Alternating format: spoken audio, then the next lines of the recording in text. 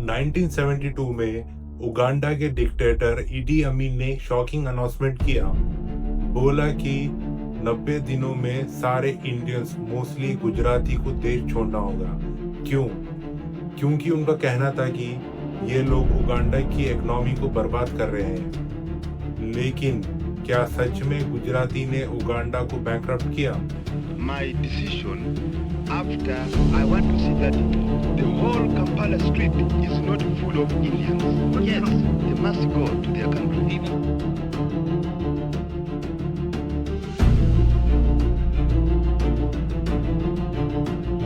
British colonial time में कई Indian, खासकर गुजराती, ईस्ट अफ्रीका आए थे मजदूर या ट्रेडर के लिए।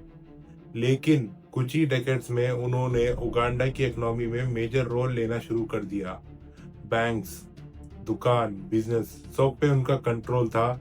लेकिन ये सक्सेस उनको अलग भी कर देती लोकल अफ्रीकन पॉपुलेशन से। 1971 में ईडी अमीन ने एक मिलिट्री कूप के जरिए पावर लिया।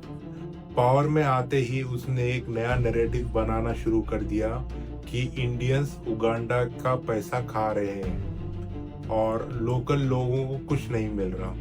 फिर आई वो 1972 वाली अनाउंसमेंट, इंडिया के पास बस 90 दिन है छोड़ने के लिए। My decision after I want to see that the whole Kampala street is not full of Indians.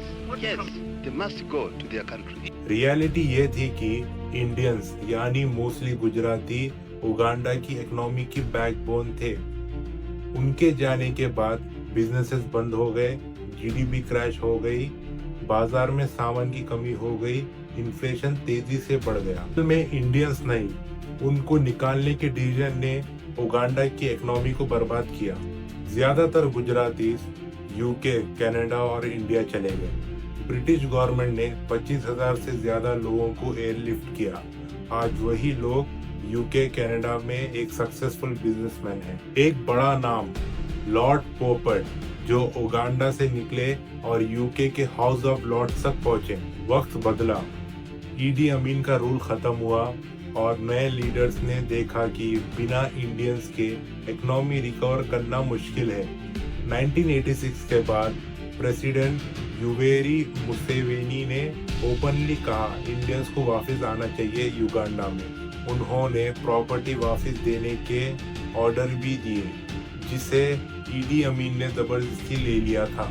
Uganda का ये चैप्टर हमें सिखाता है कि जब पॉलिटिक्स में ब्लेम गेम चलता है, जब किसी एक कम्युनिटी को टारगेट किया जाता है इकोनॉमी प्रॉब्लम के लिए, तो सिर्फ उस कम्युनिटी का नहीं, पूरे देश का नुकसान होता है। गुजरातीज ने उगांडा को बैंकरप्ट नहीं किया, उनको निकालने का डिसीजन नहीं किया।